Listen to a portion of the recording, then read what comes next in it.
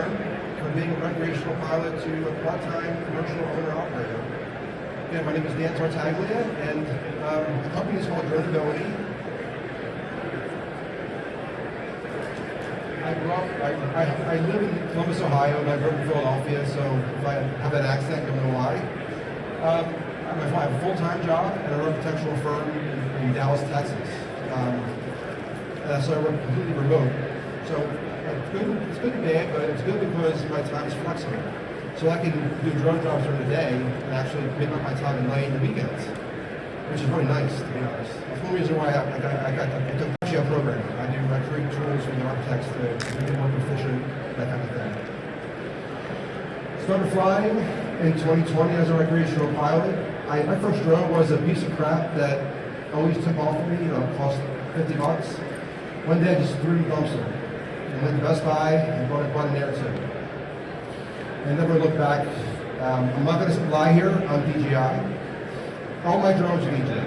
And I'm not saying other drone companies aren't good. I just, they're my go-to unless Part 107 in 2021, late 2021. I used the Pilot Institute, by the way, to get the train for it. Really good. It teaches you a lot of information if you want to get a Part 107. And I trademarked my company with Trademark Engine in 2022. The top 3 takeaways of today are really what skills to learn and demonstrate to yourself and others. And by others, I mean potential clients. Because you really have to show clients you know what you're doing. Promoting yourself and your business with confidence. Again, it also involves clients. A lot of times clients are with you when you're flying drone. They have to see you know what you're doing.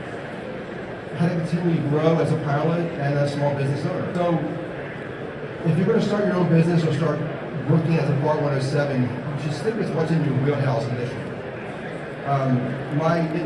For me, it's photography. It's real estate photography initially. Because you want to gain confidence and experience and jobs in what you know and what you can do initially, and build up that confidence so that you can move on to other things, right? So, whatever industry you're in, start with that type of work. It could be anything. You work in construction, you can be doing other types of work that I don't do. Work for an architectural firm. So stay in your wheelhouse until you're ready to move on to something harder or different to make more money.